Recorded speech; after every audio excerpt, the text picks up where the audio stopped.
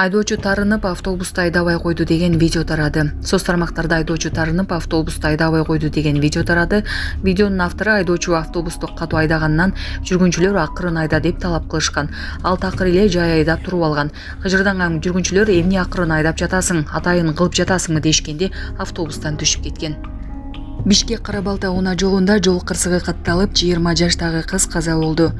Чүй облусунун Сокулук районундагы Бишкек Кара-Балта унаа жолунда 2 унаа кагышып, 1 жүргүнчү каза болду.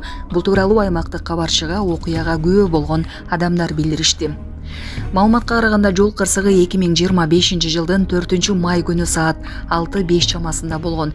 2003 жылы туулган айдоочу Kia үлгүсүндөгү унаа менен Сокулук айылынын Фрунзе көчөсү аркылуу батышты көздөй бара жатып, Фрунзе жана Белинский көчөлөрүнүн кесилишине жеткенде Mercedes-Benz үлгүсүндөгү башка унаа менен кагылышкан. Экинчи унааны башка жаран башкарып келе жаткан. Жол кырсыктын кесепетинен Kia унаасындагы жүргүнчүлөр 2005 жылы туулган кыз, 2002 жылы туулган кыз жана эркек бала жаракат алган. Аймактык ооруканага жеткирилген. Ошондой эле Mercedes-Benz унаасынын айдоочусу да жаракат алып, ооруканага кайрылган. Тилекке каршы 2005 жылы туулган кыз алган жаракаттарынан улам көз жумган деп айтылат маалыматта. Чүйдөгү айылда сарай өрттөнүп, 3 жаштагы бала жабыр тартты. Ысык Ата районундагы Буденов айылында сарайдан чыккан өрт саат 19:14 толук өчүрүлдү. Бул тууралуу УКМден кабарлашты. Маалыматка караганда ТСЖнун кесепетинен 3 жаштагы наристе жабыркаган. Учурда абалы туруктуу. Ал эми өрттүн жалпы аянты 250 чарчы метрди түзгөн. Азыр материалдык чыгымдары себептери такталууда. Маалымат түшөр замат 2 күчүрмөн эсеп тартылган. Тилсиз жол үйдү каптап кетүү коркунучудан өз убагында сакталып калган. Ассаламу алейкум, урматтуу кыргыз элим. Мен Кубанычбек кызы Кымбат.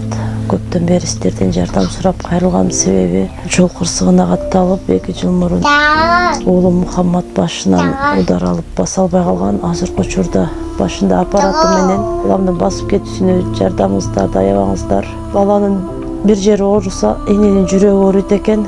5-10 сом болсо да жардамыңыздарды аябаңыздар. Биз үчүн өтө чоң жардам. Тун катарында балам ойноп күлүп басып кетүүсүн каалаймын. Баламдын басып кетүүсүнө себепкер болуңуздар. Урматтуу мусулман кыргыз элим, азыркы учурда бизге $2000 акча каражаты керектелүүдө. Балам азыр башында аппараты менен жатат, баса албай. Жардамыңыздарды аябаңыздар. Аллах таалам сиздерден разы болсун. Биздин реквизит номерлер бардыгы өзүмө караштуу. Эмбанк Кымбатка деп чыгат 3197, единица кылып салам дегендерге деньги бар. Россия өлкөсүнөн которум дегендерге Сбербанк 0600 Самаган деп чыгат. Өзүмдүн иним азыркы учурда Россия өлкөсүндө стройкада иштеп жүрөт. Баарыңыздардан Аллах таалам разы болсун. Тамыздарга рахмат. Швеция полициясы Куран китеби өрттөлүүчү иш-чарага уруксат берди. Швециянын түштүгүндөгү Енчопинг шаарынын полициясы ушул аптанын дем алыш күндөрү Куран китеби өрттөлүүчү иш-чара өткөрүүгө уруксат берди. Бул тууралуу Жокипинск Постен гезити жазып чыкты. Биз коопсуздукту камсыз кылуу үчүн бардык иштерди көрөбүз. Ошондо сөз эркиндиги ишенимдүү корголот. Эгер окуя болгон жерде кылмыш деп эсептеле турган бир нерсе болсо, биз албетте протокол түзөбүз деген шаар полициясынын башчысынын милдетин аткаруучу Мария Виберг. Демонстрация өткөрүү үчүн арыз 2 адам тарабынан берилген. Беле кетсек, Швецияда Куран китебин өрттөгөн акция бир нече ирет уюштурулуп, аны ишке ашыргандардын бири каза тапкан. Ал теги ирактык Момика болгон. 2023 жылы жайында Стокгольмдун 4 жеринде мусулмандардын ыйык китебинин өрттөлүшү боюнча прокуратурага карата улуттук белгидеги кастыкты козуткан деген айып таккан. Казакстанда Алматы-Екатеринбург унаа жолунда жол кырсыгы катталып, 6 чет өлкөлүк каза болду. Бул тууралуу Костанай облусунун ички иштер башкармалыгына шилтеме берип, казак басылмалар жазды.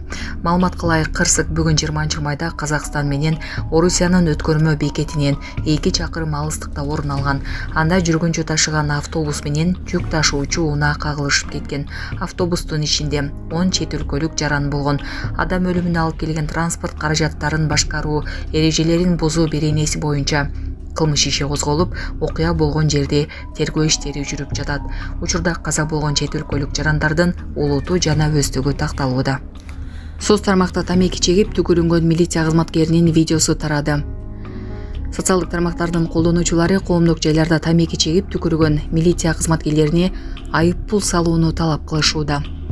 Индонезияда жанар тоо атылып, күлү көккө жетип жатат. Индонезиянын чыгышында Леливуппи Лаки жанар тоосу атылып баштаганын CNBC Индонезия жазды. Түтүн тоодон 5 чакырым же деңиз деңгээлинен 7000 метрге жакын бийиктикке жеткен. Калкка жана туристтерге вулканга 6-7 чакырым радиуста жакындабай сабырдуулукту сактоо сунушталып жатат.